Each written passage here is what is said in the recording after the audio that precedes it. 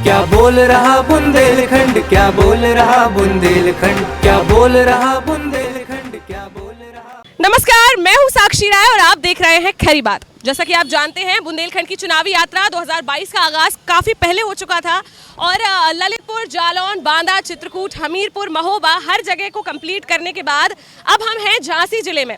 झांसी जिले की हर विधानसभा को हम कंप्लीट कर रहे हैं धीरे धीरे। पहले बबीना विधानसभा, फिर अब झांसी विधानसभा।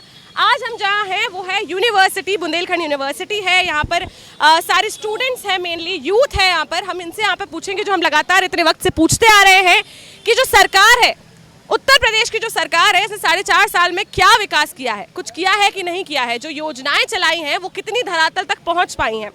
इसके अलावा हम ये भी पूछेंगे कि अब विधानसभा चुनाव जो सामने है उसमें यहाँ की जनता क्या राय बना रही है। तो आइए सीधे इन्हीं लोगों से बात कर लेते हैं और जानते हैं इस बार जनता की राय क्या है। नमस्कार, क्या नाम है आपका? प्रतीक द्विवेदी मेरा नाम है और मैं बुंदेलखंड विश्वविद्यालय इकाई का अध्यक्ष हूँ, अखिल भारतीय विद्यार्थी परिषद से। जी। आप बताइए, ये भैया अभी उत्तर प्रदेश में भाजपा की सरकार है, लोग कह रहे हैं बढ़िया राम राज्य चल रहा है, सब कुछ अच्छा चल रहा है। आपको क्या लगता है, कैसा चल रहा है? देखिए, अगर हम सरकारों की बातों से थोड़ा भिन्न आके विद्यार्थी जीवन में जो अनियमितताएं बुंदेलखंड विश्वविद्यालय में चल रही हैं, अगर इस पर विचार करेंगे तो मुझे लगता है कि यहाँ जो छात्र यहाँ सब आए हैं, ये सारे इन विचारों पे बात होगी तो ये सारे मुद्दे सरकार तक जाएंगे और छात्रों को पता चलेगा कि क्या है। तो आप बताइए कि क्या मुद्दे हैं असल छात्रों के, जिन पर सरकार को गौर करना चाहिए? देखिए, बहुत सारी अनियमितताएं बुंदेलखंड विश्वविद्यालय में कई विगत वर्षों से रही हैं। मैं बुंदेलखंड विश्वविद्यालय इकाई का अध्यक्ष हूँ, मुझे पता है छात्रवृत्ति की समस्या रही हो, चाहे छात्रों के परिणाम में उनके अंदर ये गलतियां रही हो कि व्यक्तियों छात्रों के परिणाम आ जाए, कल तक वो विद्यार्थी पास था, आने वाले समय में पहले, तो इतनी अनियमितताएं बुंदेलखंड विश्वविद्यालय प्रशासन के द्वारा परिणाम में रही हैं कि छात्रों के अंदर एक भ्रांति का माहौल बना हुआ है। इसके अलावा अगर मतलब जैसे छात्रों की बात करें तो क्या सिर्फ यहाँ पर यूनिवर्सिटी में ही ये माहौल है या आपको लगता है पूरे प्रदेश में भी ऐसा ही माहौल चल रहा है? देखिए, प्रदेश के माहौल का मैं नहीं बता सकता क्योंकि बुंदेलखंड विश्वविद्यालय में छात्रों के साथ प्रशासन का, जो बुंदेलखंड विश्वविद्यालय प्रशासन है, बहुत सारी दिक्कतों के साथ छात्र यहाँ सामना कर रहा है। परंतु बुंदेलखंड विश्वविद्यालय में अखिल भारतीय विद्यार्थी परिषद की इकाई इतने एक्टिव तरीके से काम है कि प्रशासन के द्वारा कोई भी अनियमितताएं अगर हैं तो उसके लिए पूरा बुंदेलखंड विश्वविद्यालय का ही साथ खड़ा है और सारे छात्रों की समस्याओं के लिए विद्यार्थी परिषद खड़ा है। तो उनकी वो जो दिक्कतें हैं, वो दिक्कतें उनके सामने वो फेस करने से पहले विद्यार्थी परिषद उनको ज्ञापन के माध्यम जो भी रहा उसके माध्यम से वो गलतियां होने से बचाता है। चलिए, इसमें सरकार की आपको कितनी मदद मिल रही है? देखिए, सरकार हर स्तर पर छात्रों की सहायता के लिए खड़ी हुई है। चाहे वो जिस स्तर छात्रवृत्ति का मसला रहा हो कि बुंदेलखंड विश्वविद्यालय से ऐसे 4000 छात्रों की छात्रवृत्ति नहीं गई थी, वो सारे 4000 छात्रों की छात्रवृत्ति समय हो जाने के बाद शासन स्तर से दोबारा वो जो साइड उनकी खोली गई और ऐसे बुंदेलखंड विश्वविद्यालय में साढ़े 4000 छात्रों की विद्यार्थी परिषद के प्रयास से और बुंदेलखंड विश्वविद्यालय प्रशासन की जो गलतियां रही, ये सारे प्रयास के बाद उन छात्रवृत्तियों की छात्रवृत्ति गई बुंदेलखंड। चलिए, आपका क्या कहना है भैया? आपको क्या लगता है, जैसे छात्रों की ये बात कर रहे हैं, अगर हम छात्रों की, युवाओं की बात करें तो प्रदेश लेवल पे क्या जो समस्याएं हैं जो बच्चे और यूथ सफर कर रहे हैं? मैम, पिछले 4.5 साल में विज्ञापनों के नाम पर जो खर्चा करा है सरकार ने, लगभग 15,000 करोड़ रुपए विज्ञापनों पर खर्चा कर दिया। युवाओं की नौकरी पर एक मुख्यमंत्री अपने ट्वीट से ट्वीट करता है कि मैंने 1600 लेखपालों की भर्ती निकाली और बाद में उसका खंडन करके उन्हें अपना ट्वीट वापस लेना पड़ता है। वो 4,80,000 सरकारी नौकरियों का दावा करते हैं। आप स्वयं ये देख रही हैं कि 4.5 साल में जो भर्तियां आई हैं पुरानी, वो भर्ती जो 69,000 वाली भर्ती है वही पूर्ण नहीं हो पाई है अभी तक। 33,000 लोगों को आप नौकरी दे चुके हैं, बाकी के जो 33,000 हैं आपने उनको होल्ड पर रखा है। प्लस दूसरा मुद्दा उसमें ओबीसी आरक्षण का है, जो 27% ओबीसी आरक्षण के तहत जो सीटें आनी चाहिए थी, वो सीटें 27% आरक्षण पर ना डालकर उनको अनारक्षित कर दिया गया। वो बहुत बड़ा मुद्दा है। आप 27% ओबीसी को जब आप मंत्रिमंडल में शामिल करते हैं, आप उसका ढोल नगाड़े के साथ पूरे देश में ढोल पीटते हैं। एनसीआरबी के डेटा के तहत आपका उत्तर प्रदेश क्राइम में नंबर 1 है। पिछले 4.5 साल में योगी जी कहते हैं कि उत्तम प्रदेश है ये। आप बताइए, क्या लखीमपुर में घटना नहीं होती है? आप बताइए, क्या मिर्ज़ापुर में दलितों के साथ घटना नहीं होती है? आप बताइए, क्या हाथरस में घटना नहीं होती है? तो मतलब कानून व्यवस्था आप कह रहे हैं बिल्कुल ठप है, रोजगार भी नहीं मिल रहा है, वैकेंसीज जो है वो आती नहीं है। सबसे ज़्यादा त्रस्त इस सरकार में अगर कोई है तो वो युवा है। उसकी उम्मीदों पर जो पानी फिर रहा है वो सिर्फ युवा अपने अंदर वो आग लेके बैठा हुआ है। वो वोट देने का इंतजार कर रहा है कि जिस दिन उसे वोट देने का मौका मिले वो सरकार को बताएगा कि आपका प्रचार है कि क्या प्रसार है, क्या आपका काम है। इस सरकार में एक नंबर है काम के लिए। आप सही मानते हैं, सही कह रहे हैं? बिल्कुल इनकी बातों से मैं सहमत हूँ। तो इस बार जब आप ये कह रहे हैं युवा इतना परेशान है, तो जो युवा है वो इस बार किस ओर रुख कर रहा है? देखिए, ये कहना असंभव है कि कौन किस साइड जाए। अरे मन तो कुछ तो बनाया होगा। हम लोग एक चीज़ देखते हैं युवा वर्ग की, किसने, अब एक डिबेट चलती है कि भाई हमने देखना है कि किसने कितना काम किया है, युवाओं के लिए कितना, किस पार्टी ने दिया है, नौकरी को लेके, बेसिक को लेके पिछला पूरा रिकॉर्ड देखा जाएगा। ठीक है, अब उस बेसिक पे युवा कितना जुड़ रहा है ये कहना मुश्किल होगा कि कौन किसको देगा। लेकिन इस सरकार में युवाओं के साथ जो फजीयत हुई है वो आज तक कभी नहीं हुई है। अच्छा, इससे पहले समाजवादी पार्टी सरकार थी, उसमें सब सही होता था, राम राज्य चलता था। ऐसा कुछ नहीं होता कि किसी सरकार में सही कुछ नहीं होता है। युवाओं के लिए अगर मैं के लिए वहाँ पूछूं, आप देख लीजिए ना, कितनी वैकेंसियाँ निकाली, कितने उन्होंने आपको, कितने युवा उन्होंने रोजगार दिया है, बहुत सारी चीज़ें थी। लेकिन इस सरकार में आके आपने एकदम ठप सा लगा दिया कि आपकी कुछ देना नहीं चाहते, युवाओं कुछ बोलना नहीं चाहते, उनको वैकेंसियाँ नहीं निकाल के देंगे तो कहाँ से युवा काम करेगा, बताइए। चलिए आप बताइए भैया, क्या नाम है? गजेंद्र नाम है मेरा। जी, आप बताइए। ये लोग कह रहे हैं कि इस सरकार ने तो पूरा युवाओं पे अभी ठप्प कर दिया है, कुछ भी नहीं है, कानून व्यवस्था भी सही नहीं चल रही है।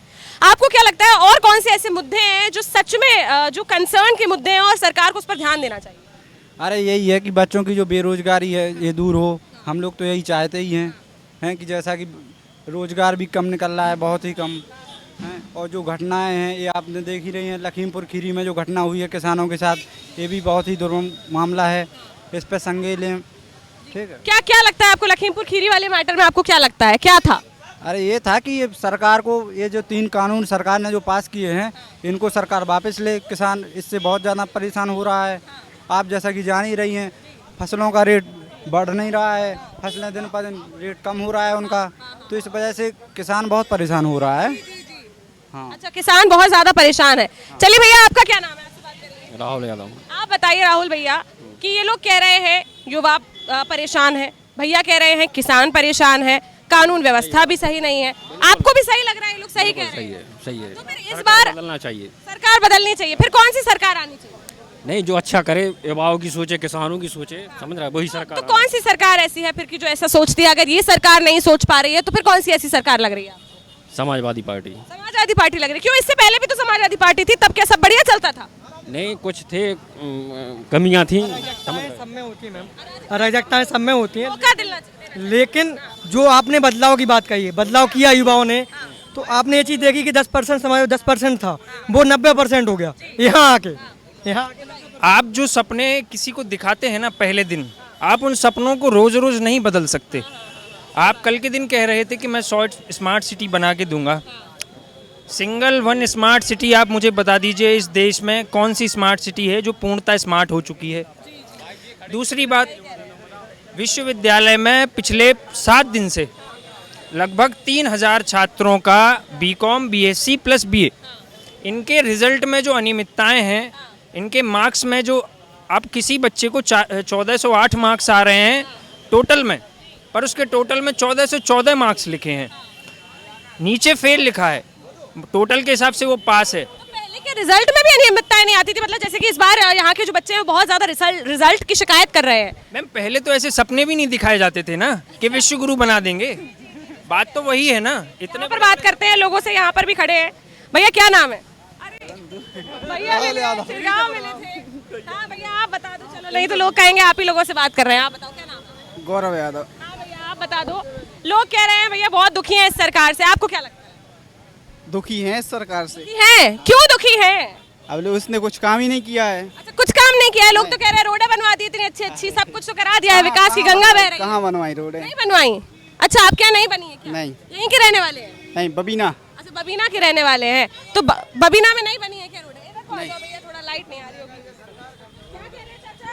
चाचा जी कह रहे इतनी महंगाई है, 200 रुपए किलो तेल है, 100 रुपए किलो गैस है, मजदूरी कम है। क्या करते हैं चाचा? किसानी करते हैं, मजदूरी करते हैं बेटा। अच्छा, हाँ, फिर क्या कितना कमा लेते हैं एक दिन में? एक दिन में आप 300 मिल जाते हैं, उधर देखिए हाँ। 300 मिल जाते, 250 मिल जाते हैं। और सरकार बहन जी कोई भी आ जाए तो गरीब और मजदूर का कोई तो है नहीं। जैसे कि आपके पुलिस, लेखपाल और डॉक्टर ये चाहें तो लोगों गरीबी हटा सकते हैं। इनके पास रिपोर्ट लिखा हुए जाओ, उनने कहा पैसा दे दो, उनने कहा बढ़िया आपका काम बन गया। डॉक्टर के पास दे दो, उनने लेखपाल एक कोने में 2 फुट 4 फुट है, उनने पैसा दे दिया तो उसकी बना दी। गरीब आदमी क्या करे, लड़ने लायक नहीं है, बैठा चुपचाप। मतलब महंगाई से त्रस्त है, भ्रष्टाचारी से त्रस्त है, हाँ हर किसी से त्रस्त है। हाँ, क्या करे किसान आदमी। जी, भैया आप बताइए क्या नाम है? गजेंद्र नाम है मैं। अच्छा, हो गया क्या आपका? ध्यान नहीं दिया भैया मैंने। चलिए ठीक है, कोई बात नहीं। हाँ हाँ, आप बता दीजिए, और कुछ आपको बोलना है? युवाओं की तरफ से क्या बोलना चाहते हैं? हाँ, युवाओं की तरफ से यही है कि इनमें भ्रष्टाचार मुक्त देश हो। सरकार ने इतने सारे ये काम किए हैं, इनमें एक भी काम पूरा नहीं हुआ है। आपको भी ऐसा लग रहा है कि जैसे कोई भी काम पूरा नहीं किया गया है, और इतनी सारी धांधली चल रही है हम लोगों के साथ। और रिजल्ट में भी तीन साल से जो इस साल बच्चों के रिजल्ट आए हैं, जो फेल हुआ है उसको सीधा फर्स्ट ईयर में कर दिया गया है। तो ये बच्चों के साथ नाइंसाफी हुई है। बिल्कुल नाइंसाफी चल रही है। वही तो, पहले नहीं होता था, पहले सही चलता था ना। पहले सही चलता था, इस तरीके से हम लोगों को सपने नहीं दिखाए जाते थे। अच्छा, सपने ही नहीं दिखाए जाते थे, टूटना तो दूर की बात है। हाँ चाचा, क्या बोल? हाँ जी, कह रहे हैं कि अब जो किराए मकान के किराए लगने लगे, देहात में मजदूर गरीब परिवार रह रहे, अब उनके आ गए वो किराए लगने लगे मकान में। क्या करे मजदूर आदमी, मिट्टी का तेल नहीं, शक्कर नहीं, इतनी महंगाई है, मजदूरी कम है, और किसान के माल पे कोई महंगाई नहीं है, और खाने वाले पे महंगाई है, तो मजदूर क्या करे मजदूर। मतलब किसान कमा नहीं पा रहा है, और जो आम इंसान है वो जी नहीं पा रहा, और खाना है ही, तेल सामान लगाना है, रोटी खाना है। चाचा, सरकार तो कह रही है भैया फ्री वैक्सीन दे रहे हैं, फ्री राशन दे रहे हैं, तो कहीं ना कहीं से तो लॉस कवर करेंगे अपना। राशन बेचा 25 किलो मिल गया एक आदमी को महीने में, 10 लोगों को तो इधर आओ। अरे मिल रहा, मान गया तो उस तो नहीं तो 2 बार से क्या होता है, 2 बार मिल गया फ्री, 2 बार मिल रहा है फ्री। कुछ नहीं होता है। जब 10 लोग हैं, हम 25 किलो में का पूरी हो रही है, नहीं हो रही, हम तो मजदूरी बढ़ गई। 500 साल पुराना आपका झगड़ा निबट गया, मंदिर निबट गया। अच्छा, मंदिर से पेट भर गया क्या? मंदिर से पेट नहीं भर, एक झगड़ा था वो। अच्छा, निपट गया तो खुशी है। हाँ, वो निबट गया। और सरकार जो कोरोना उस मंदिर से मजदूरों को क्या मिला, कुछ नहीं मिला। किसान को क्या मिला उसमें, किसानों को क्या? किसान को 2000 रुपए मिल रहे, पूरी साल में मिल रहे, 3 बार मिल रहे, तो 2050 से क्या हो रहा हो। हम मट्टी के तेल खा लिया, हमारा शक्कर मिलती थी गरीबों को, वो भी चली गई। अच्छा, कुछ नहीं दिया जा रहा। लाइट मिल रही है आपको, लाइट मिल रही है, वो कह रहे हैं। लाइट मिल रही तो गांव में वो भी लाइट नहीं है, आगे लगाती थी मट्टी के तेल से। चलिए ठीक है, यहाँ पे बात करते हैं। आप बताइए भैया क्या नाम है? आप बुला रहे हैं सबको, खुद बचते दिख रहे हैं। यहाँ पे तो बात कर लो। इतना शर्माया तो कोई भी नहीं है इतना हमारे बुंदेलखंड में। भैया क्या इतना क्या शर्मा रहे हैं यहाँ के बच्चे? वैसे तो मीडिया में सबसे आगे यूनिवर्सिटी के बच्चे दिखते हैं। मैम, सबसे बड़ा डर युवाओं को यही होता है कि कल के दिन कोई भी राजनीतिक व्यक्ति उनसे किसी बात का बदला ना ले ले। ऐसा कैसे बात का बदला कि आप मीडिया से डर रहे हैं, फिर कहते हैं गोदी मीडिया है। आप एक बात बताइए, जब किसी पार्टी की राष्ट्रीय महासचिव को जाने से सरकार इतना घबरा जाती है, तो ये युवाओं की उम्र तो 20 से 25 वर्ष है। जब आप उन्हें 2 दिन से हाउस अरेस्ट में रखे हुए हैं करके, जिसको वहाँ खुद झाड़ू लगानी पड़ रही है, आपने उनकी हालत देखी है। आप कहते हैं कि वो गांधी परिवार ऐसा और गांधी परिवार वैसा, तो क्या उनका इतना भी हक नहीं है कि किसी घटना पर जाके वो वहाँ पर परिचर्चा कर सके, उन्हें सांत्वना दे सके? लेकिन भैया मैं ये कह रही हूँ कि आप लोगों का तो बोलना अधिकार है ना। आप लोग जब युवा ही हर चीज से पीछे बढ़ते दिखेंगे तो आप कैसे एक्सपेक्ट कर सकते हैं कि सरकार सुधरेगी? मैम, अब हर व्यक्ति की जिम्मेदारी कोई नहीं ले सकता ना। किसी में कितनी क्षमता है, किसी में बोलने का कितना ज्ञान है, ये तो वही डिसाइड कर सकता है किसको कितनी नॉलेज है उस चीज़ की। चलिए ठीक है, तो ये यूनिवर्सिटी से हम लाइव थे, यहाँ पर आपको कुछ युवाओं से मिलाया। खैर बाकी सब इसलिए डर रहे हैं, कह रहे हैं कि भैया ये सरकार बहुत डराती है और किसी को भी हाउस अरेस्ट करवा देती है, किसी को भी भैया जेल में डाल देती है, किसी पे भी मुकदमे कर देती है। खैर ये तो उन्हीं को ज़्यादा अच्छे से पता होगा कि सच में ऐसा कुछ होता है, इस बात में कितनी सच्चाई है, कितनी नहीं है। पर खैर ऐसी ही किसी और जगह पर आपको जनता से रूबरू कराते रहेंगे, जनप्रतिनिधियों से मिलाते रहेंगे। देखते रहिए खरी बात साक्षी राय के साथ। नमस्कार। क्या बोल रहा बुंदेलखंड, क्या बोल रहा बुंदेलखंड, क्या बोल रहा बुंदेलखंड।